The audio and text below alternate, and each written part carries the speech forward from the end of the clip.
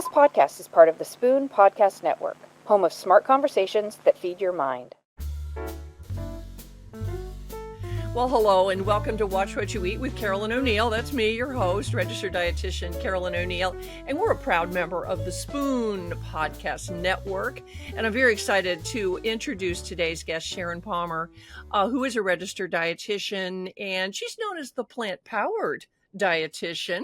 She's the author of multiple cookbooks with incredibly delicious and, of course, nutritious recipes, including, are you ready for this? The Plant-Powered Diet, where it all began, Sharon. The Plant-Powered for Life book, The Plant-Powered Plan to Beat Diabetes. And since she lives in Ojai, California vegan, not to be confused with California Dreamin'. I love the title. She's also the nutrition editor for Today's Dietitian magazine. And she has, ready for this, folks? An MSFS, and that stands for Masters in Sustainable Food Systems. Isn't that right, Sharon? That's right. Well, you know what, Sharon, you're truly an expert on how to shop, how to cook, how to eat, how to dine out, all around the world, by the way, and we're going to talk about that, and live a 100% plant-based lifestyle. So, Sharon, welcome to Watch What You Eat. Thank you. I'm so happy to be here, Carolyn. Well, it's such an important topic, and in some of the other podcast episodes that I've recorded, it's interesting how plants come up all the time, regardless of what sector of food, nutrition, and cuisine we're talking about. And so I just wanted you to kind of set the scene for us. And I don't know how many times you've had to explain this, but it's never enough, I think, for a lot of us. Can you talk about what plant-based means, what plant-forward means, what plant-powered means? Let's plant a really good definition here. Yeah, and it's a great question. I get it a lot. And a lot of people have their own definitions of plant-based, but really the term plant-based has not been strictly defined. It's really more of a diet that focuses primarily on plants. However, you see a lot in the mainstream, in particular on food labels, in restaurants. When you're seeing that word plant-based, they're really meaning it as a synonym for vegan. So you'll see different definitions out there, but really it's this, I'm really interested in this plant forward movement where people may not want to be exclusively plant-based, but this kind of plant-centric, plant forward movement is really about trying to focus on more plants on your plate. Because, let's set the scene here just for, I guess, there's no thing as the average person, but when we look at averages, I guess, in the population, I guess we're not really doing that great of a job right now eating our fruits and vegetables and grains. We aren't. I mean, it shows that our data shows that 9% of Americans are getting their vegetable requirement, for example. So we still have a long ways to go when it comes to eating more plant foods, such as fruits and vegetables and whole grains and beans and lentils, nuts and seeds, all these things we know are so good for us. Well, I can't wait to literally dig into this. But when you think about it, just to kind of paint a picture, folks, if you're listening, when you walk into the supermarket, grocery store, anything, it always seems like the first place you end up in is the produce section. I mean, they're usually pretty proud of their produce, right? It's a competitive area for supermarkets and other kind of markets. And that's why I see a lot of activity there. You know what I mean? So it kind of surprises me that people aren't eating perhaps as much as they should be. Yeah, you're right. It is a beautiful section of the supermarket. I know I like to go there at the very beginning because it really inspires what I'm going to be cooking, and what the other foods that I'll be picking up for my meals during the week. But it's just, there's so many issues and barriers, as you know, for people consuming healthier diets at home. And for example, time is the number one cited barrier. And now we have more focus on costs, like food costs. So sometimes people perceive that these fresh items in the produce aisle are going to be very expensive. So, really trying to help people find accessible, affordable ways to eat more plant-based diets, more healthful diets is a focus of mine. Before we get into nutrition, I want to continue talking about food. And that would be, again, in the supermarket where we're buying our foods. So, Sharon, what tips would you have? I know you mentioned barriers. I think that, food preparation and in the produce, it seems like there's been a lot of innovation to have things sort of almost pre-done for us. I mean, everything from, you've got like on one end of the spectrum, you got like the bag of carrots with the leafy greens still on top of them. And at the other end of the spectrum, you have your bag salads. So, what do you recommend? Yeah, I'm a fan of anything that works for people that helps them get these healthier meals on the table. So if you find that bag salads are a great solution for you, then that's fine. And you can, as you mentioned, you can find pre-chopped vegetables now. That can make it so much easier to make a soup or a stir fry. And I'm a big fan of frozen produce, for example, because that's already been chopped up. A lot of times people will perceive that there's less nutrition in frozen, but that's not true. It's basically harvested at its peak. So, that can really reduce the preparation time, and it can be an inexpensive option as well. So anything that works for you, I just say go for it. There's so many hacks and so many different tips. And like when you think about like let's say it's a winter squash, like a butternut squash or something like that, they're so hard. I mean, they're like a bowling ball. And I remember reading something, it said, hey, just put it in the microwave, just soften it a little bit. So it's just easier to cut. You're not like risking some sort of, like kitchen injury by hacking into this bowling ball. And then of course, as you mentioned, there's already the pre-cut, which can be a little bit more. And I'm thinking again, not apples to oranges, but apples to apples. The pre-cut butternut squash could be a little bit more, per pound. But if no food is nutritious and every food is expensive if you don't eat it, right? Yeah, exactly. It has to work for you. And if there are ways, I love your tip on the squash. I do that at home. And I try to share that in my recipes because it is really hard to peel squash. And if a lot of recipes call for cubed butternut squash. So just literally putting it in the microwave I do it for about 4 minutes. It just makes a huge difference. So little things like that, and Sherry, then appliances too, like tools, if there are any tools, like I use my food processor to chop things. So anything like that to make it easier. and I guess there is no rule against mixing some frozen and some fresh. I think about like when I make vegetable soup, I just love having bags of the little baby peas in the freezer. They go into, you talked about being more plant forward, or just what if you're adding, just like the little baby peas to any recipe, and am I just upping the plant powered protein and nutrition right there, right? So think outside of the box. You're so great with recipes. Oh, thank you. And I always have the baby peas in my freezer. There's certain things that you will always find: corn, frozen peas, edamame. Those are always going to be in my freezer because I think the quality is good. And as you say, you could be out of produce, but you could toss that in your soup, and now you're introducing some plant protein, some nutrients, some fiber. So again, what works for people to get it done is important. And everybody listening, certainly go to Sharon's website where she has so many recipes, so many tips. And so let's move on to, because we're both registered dietitians. We talked about vegan, we talk about vegetarian, more plant forward, all the spectrum. So really, you want your recipes, I guess, to appeal to somebody who might, I don't know, call themselves a meat lover, but they want to get more, vegetables into their lifestyle. And then you mentioned, and something I was reading in one of your books, you're concerned about junk food vegans.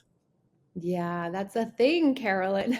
Wow. Yeah, I hear from people all over the country when I'm speaking, when I'm in the community, when I'm on my social media and on my site. And sometimes people have this illusion that if they eat a vegan diet or a plant-based diet, that's just automatically going to be healthy, no matter what. That's just the only thing they have to do.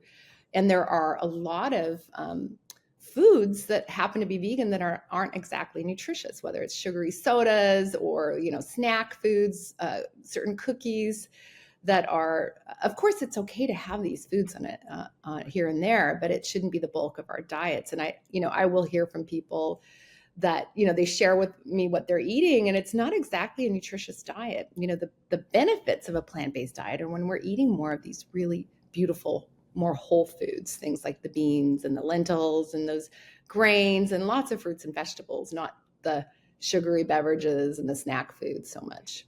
Okay, so junk food vegetarian or junk food vegan, not an oxymoron. I guess when you think about Diet Cola, French fries, all those, I mean, hello, Yes.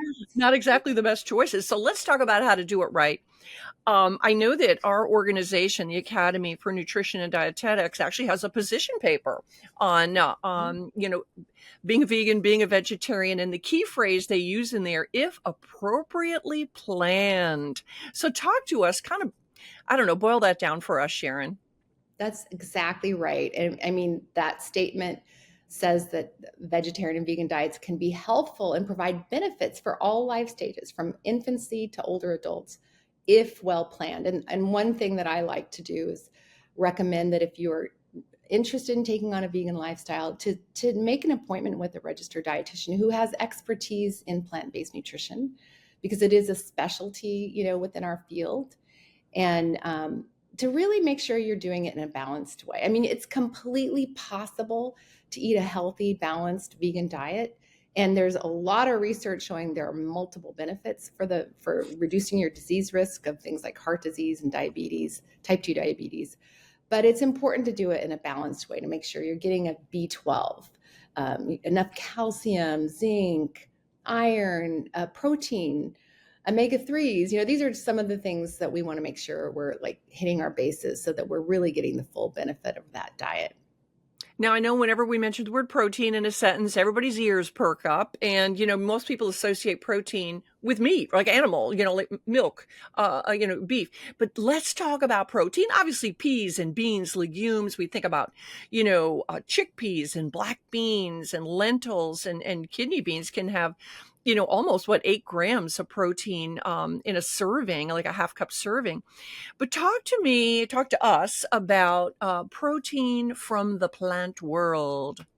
Yes, it's a really hot topic, and it is completely possible to meet your protein needs on a completely vegan diet. Research shows that on average, vegans are getting enough protein. They're meeting their needs when we look at this kind of data. But the main thing is to have a varied diet, because the amino acids are the building blocks of protein. And when we look at protein sources that provide a good balance of all the amino acids in one serving, those are more like your animal proteins.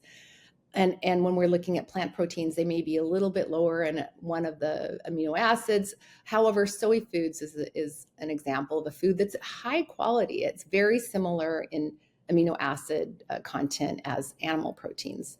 So things like tofu, tempeh, soy milk, edamame, those are very good sources to include. But it's really about eating a varied diet. If you're eating, grains and vegetables and beans and nuts and soy foods, all these things together in a balanced way, then you're going to be okay. So there's no longer this worry that you have to combine proteins in one meal, because your body can store those amino acids over a 24-hour period.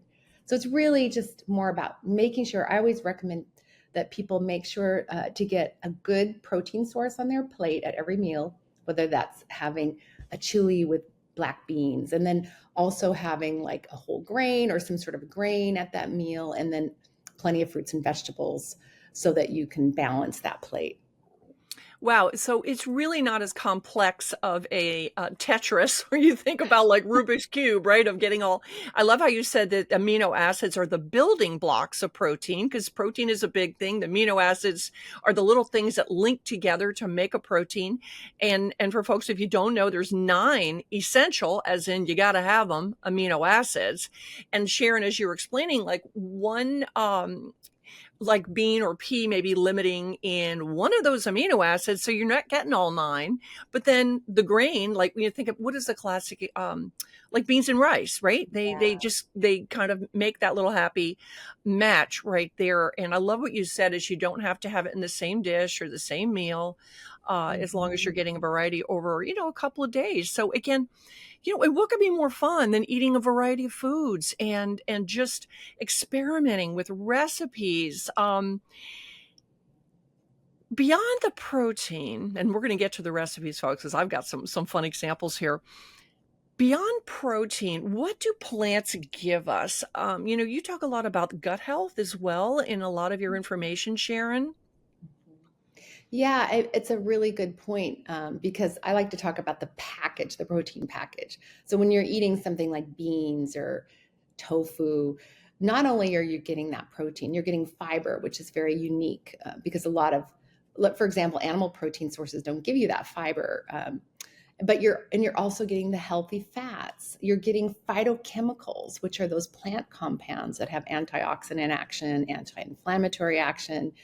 So, you're getting all these other benefits. So that's really, one of the foundations of why plant-based diets are good for you, because those foods really have so many other things that they're offering. And like you said, they can really help the gut. And we know now the gut is so connected with our entire bodies. That gut microbiome is important for brain health, metabolic health, immune function, and of course, digestion. So, when we're eating that fiber rich diet, we're also nourishing the gut. Oh, so then what is actually in the fruits, vegetables, and grains that we're enjoying as food? The healthy gut bacteria are also enjoying it. That's what keeps them going. Yeah, they need that fiber to thrive. So you're seeing more and more research on even like the gut microbiome of vegans. I don't know if you've seen this research where they're starting to look at that particular profile, because they eat so much more fiber. Like my diet is so rich in fiber because, we're really relying on these foods every day for sustenance.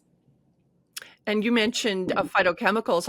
I looked up and I kind of shocked myself. So there's 25,000 different. So it's not just like vitamins A, B, C, and D, kids. It's like there are 25,000 different phytochemicals and other disease fighting, plant nutrients that are happening. Like, I guess carotenoids is one y'all may have heard of. Of course, that's in carrots and other kind of orange and yellow plants. We've got lycopene, right, in tomatoes. And a fun fact there, Karen, I loved it when I learned, Sharon, when I learned that canned tomatoes actually had more lycopene than fresh, because I guess it's more concentrated. Yeah, it's more bioavailable. Carotenoids like to be cooked. They're more available to the body when the cell matrix breaks down a little bit. So that's why canned tomatoes, you get more lycopene out of eating it in the canned form versus fresh. And I love the chocolate, of course, is a good source of flavonoids, which is another healthy plant nutrient. Yep, chocolate I'm a big fan of as well. Yeah, there's just so many plant compounds, and scientists are even discovering more. We don't even know all of them that are it's such a complex system when we're looking at these plant foods, and we're finding more and more nutrients that we didn't know were there. I And they think all this work together They too. work together. And this is why somebody may say, I'm not eating enough fruits and vegetables, so I'm just going to take a vitamin or a multivitamin mineral supplement. You might be missing out on some of these things that are just in the food.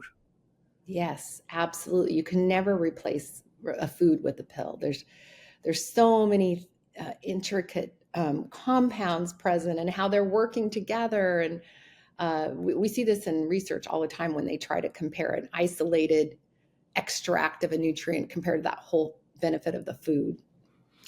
Okay, we have to address this. A lot of people say, they're afraid of eating more fruits and vegetables because of pesticide residue. Sharon, how do you put this into perspective? My first recommendation is just to eat more fruits and vegetables, period. We're really falling short, and there's just so many benefits. If you were to do one thing, just eat more vegetables, number one, and then fruits, number two. So that's really my primary recommendation. I am concerned about pesticides as well. I like to support organic, sustainable agriculture in my community, but I realize that that's not, affordable and accessible for everyone. So really, I think that, building that recommendation within your own lifestyle, what works for you, for your shopping preferences and your budget and what's available to you is really important. It is a very difficult thing to explain. I mean, pesticide residue, and then someone explained to me, it's like when you go into the supermarket or wherever, it's not like they have organic over there and then everything else is riddled with pesticides, right? I Yeah. mean, there is this uh, spectrum, if you will. Mhm. And you and I have visited farms. People in farming want to use minimal amounts, and use it at a time, I guess, where it doesn't end up actually in the products that we're consuming. Right. I mean, it's smart farming. It is literally high tech in a good way to Mhm. provide a really, I mean, you have a master's degree in sustainable food systems. I mean, is Right. there a place for pesticides?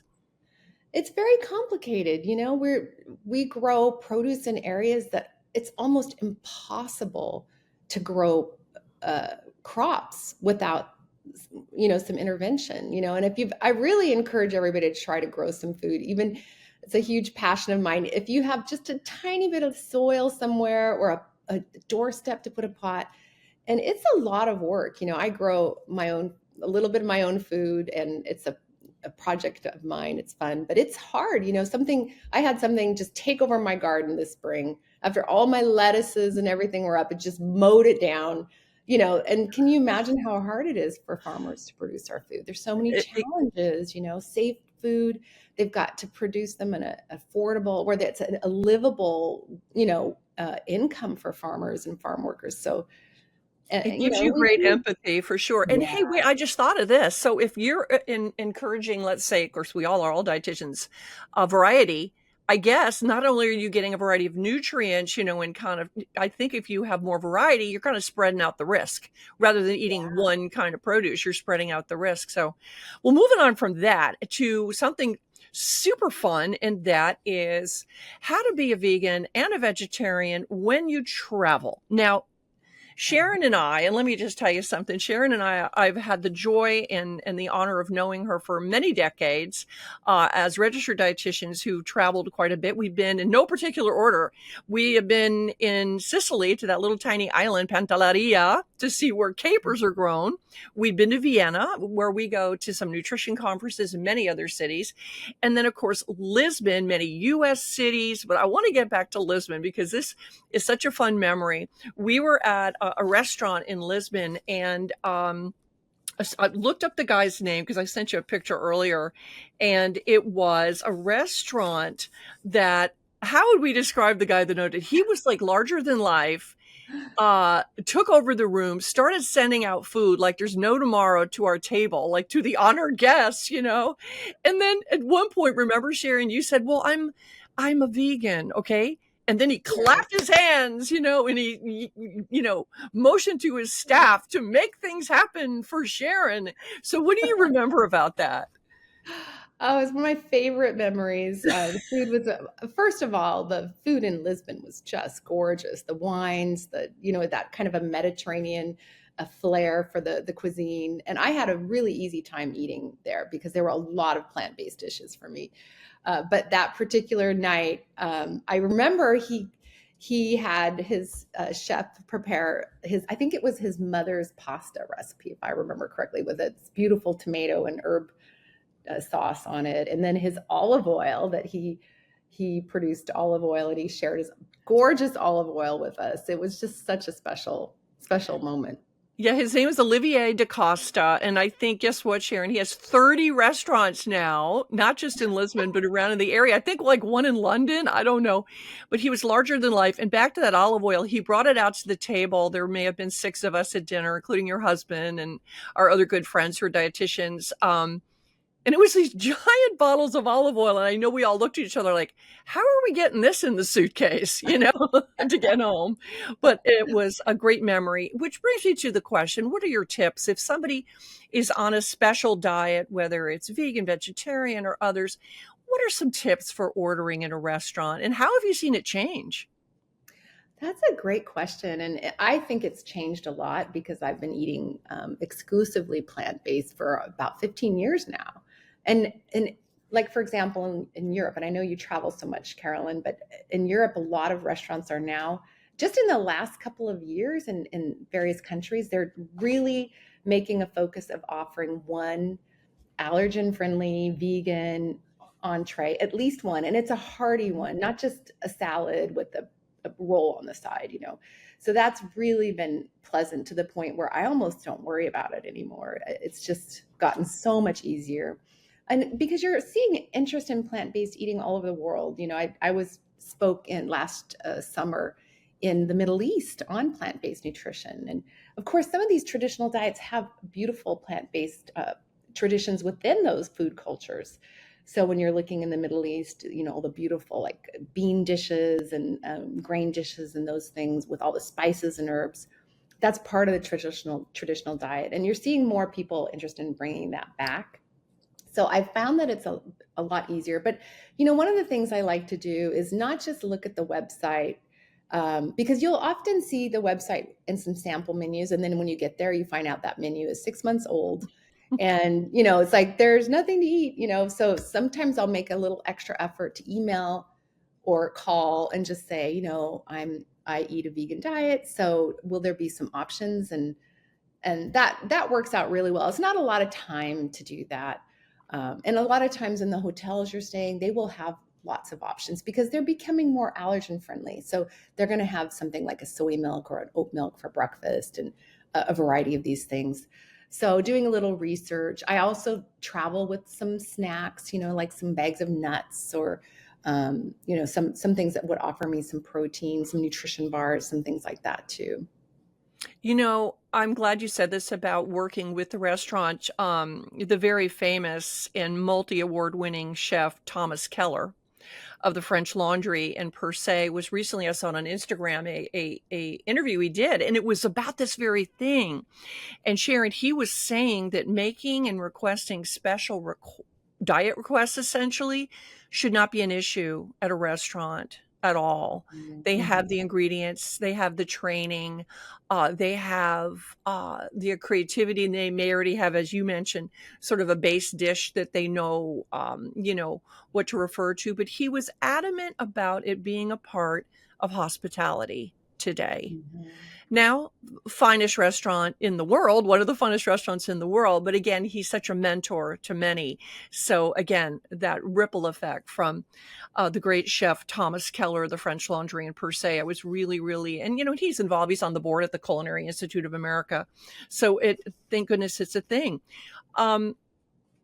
So one more little kind of tip thing from Sharon Palmer, the Plant-Powered Dietitian. You're a dietitian, but maybe other people aren't. But what are some tips on being a diet detective? Like when you're reading a menu description, can you identify something like, oh, they must have used meat in this, or you know what I mean? What are any tips on being a diet detective? Yeah, that's a good point because I'll read the menu and I'm like, that looks like it's going to be vegan. And you can usually, for me, the thing that gets snuck in the most that can be troublesome is dairy products because usually meat is in the description. I think they're pretty good about that. But sometimes you don't know if maybe there's a cream sauce or butter. And this can also impact people for allergens, right? I feel like it applies to a lot of different categories, But so that's sometimes the thing that I like to tease out. And I also will look, if it's something like a salad, that's likely made to order. But if it's something like risotto or a mixed dish, that could have been made in a batch and there's no turning back. It's not like they're going to be able to make you your own little order if that was a batch of an entree that was made. So those are some little things. But I'm finding more and more, as you mentioned with Thomas Keller, that chefs are really open to the challenge. Is sometimes they just want a little bit of notice. Like they don't want you to just arrive. Like even if you let them know the day before, I have had some of my best meals when they just made something on the fly for me. Like, you know what, we're going to make something really special, and it was off the menu. So I do think it's getting much better. And you even have like, is it Madison 11 in New York? The award-winning restaurant. It's 11 Madison. 11 Madison. That's completely plant-based now. So you do have more of that recognition. It's also about sustainability. We're trying to eat more plant-based proteins, make our diets more sustainable. And chefs are leaders in what we eat. It's like it trickles down to consumers. What the chefs are doing really inspires home cooks, it inspires food trends, and ultimately what we're going to eat at home. Well, you know what? You inspired me. My lunch today, I had a peanut butter sandwich, and one of my favorite things to put on there is sliced cucumbers, because you know how you'll have like celery with the peanut butter in it. So I just thought, hey, wait a minute. I like sliced cucumbers rather than peanut butter and jelly because it kind of adds the crunch and it adds, of course, nutrition, more plants. And it was just absolutely delicious and it's really pretty. Well, Sharon, I've so enjoyed talking to you about this, and I just can't wait to have you back. We can talk more about more research as it comes out. But folks, we've been listening to Sharon Palmer, who's a registered dietitian, nutritionist. You've got to go to her website, sharonpalmer.com. Again, an author of so many books, California Vegan, and beautiful recipes that she churns out, incredibly creative and inspired by your garden, inspired by your life, inspired by your travels. And so final words, what one vegetable, if somebody was going to try something new after listening to our podcast, name two. Oh my goodness. Well, you know what? I'm a huge fan of leafy greens, and we know they're so nutritious, and we know spinach, and kale has really had its moment.